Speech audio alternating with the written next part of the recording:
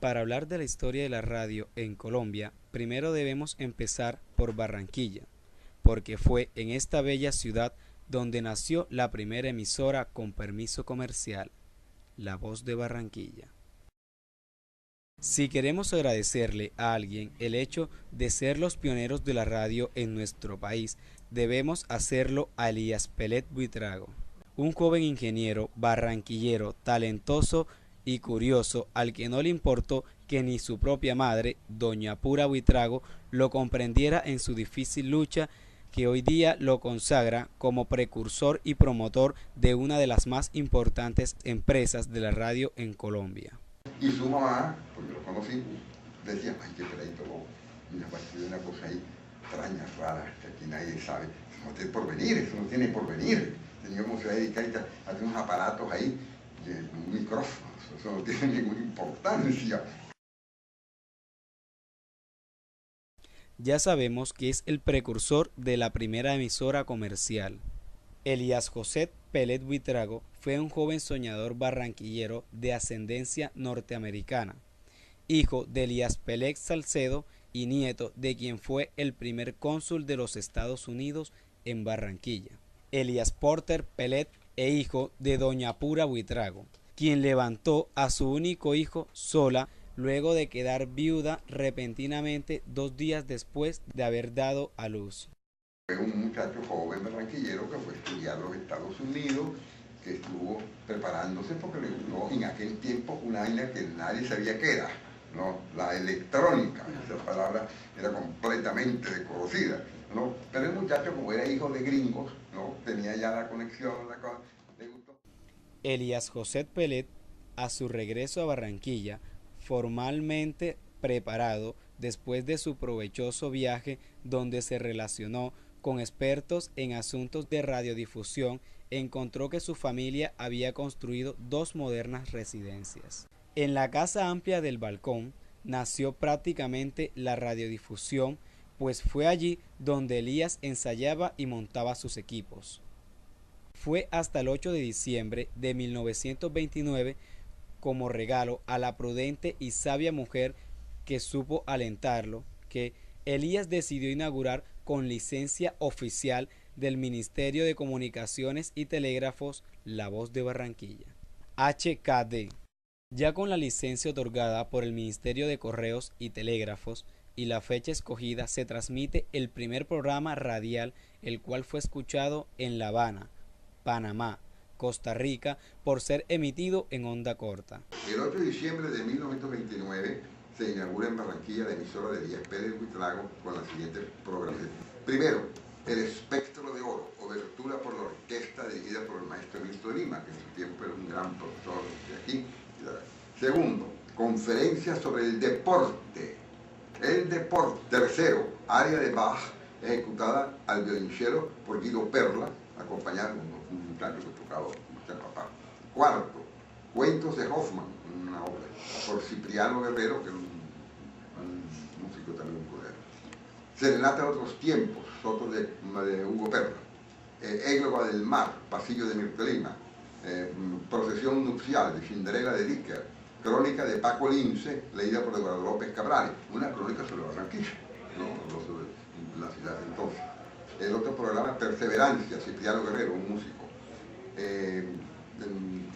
Salmos de Amor y el Himno Nacional de Colombia.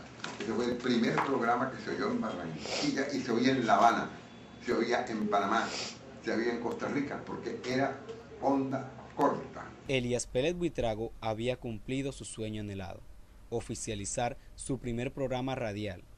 Ahora tenía que darle un sentido profesional y en esto entran los locutores. Al comienzo de la radio, para poder ostentar el título de locutor, el gobierno, por decreto número 1051 de 1944, había dispuesto 2 reglas fundamentales. La primera, por no usar correctamente el idioma castellano, y la segunda, por transmitir noticias o comentarios prohibidos por la ley. 3 condiciones para ser locutor. El gobierno, derecho, ¿no?, a ser locutor, ¿no?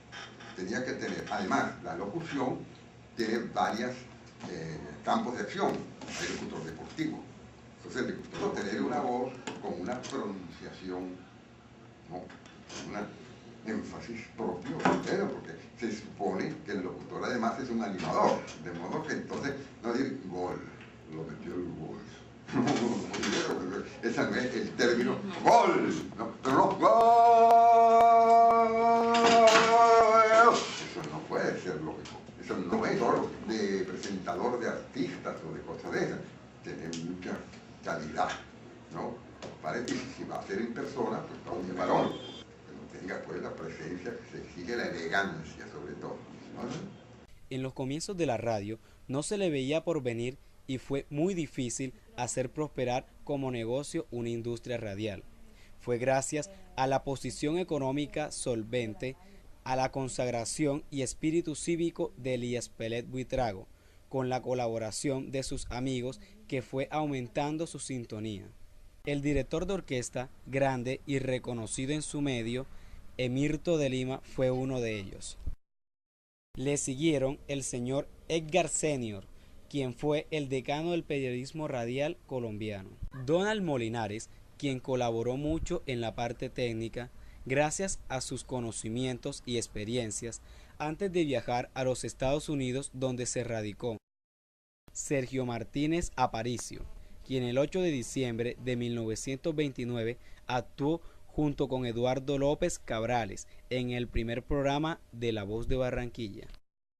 Tomás Emilio Alba, quien en un comienzo colaboró frente a las transmisiones de la emisora antes de convertirse en locutor de primera categoría.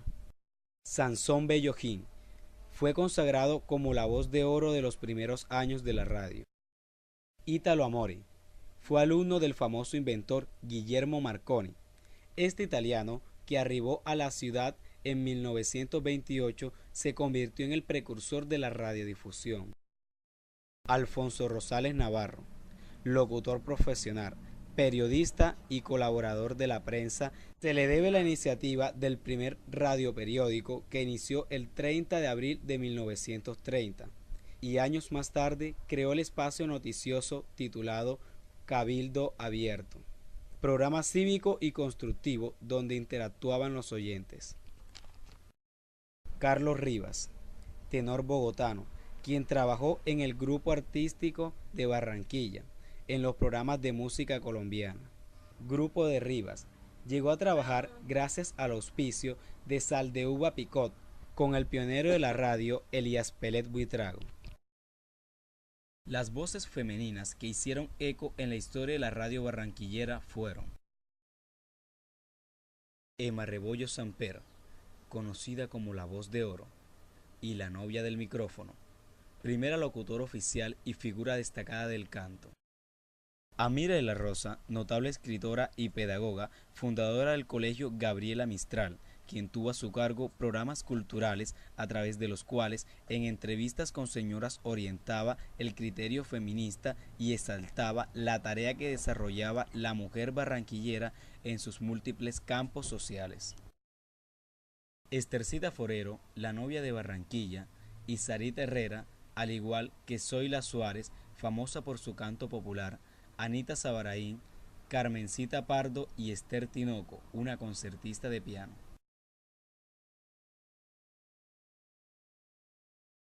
José Boro, cantante chileno, famoso por sus canciones ¿Qué tienes en la mirada? Y Salud, dinero y amor. José Mojica, cantante mexicano, sus éxitos de siempre, Júrame y El precio de un beso.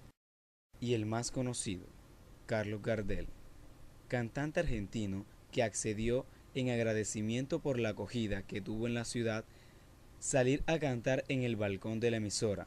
Interpretó Mi Buenos Aires querido, Cuesta abajo y Volver.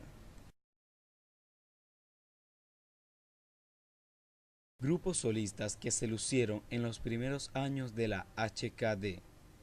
Dueto Delgado, Iglesias. Tina y Carolina Altamar, dueto de música colombiana.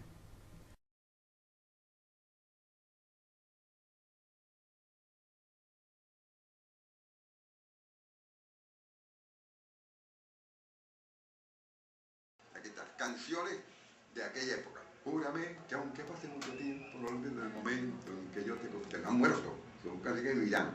La otra, aquellos ojos verdes de mirada serena,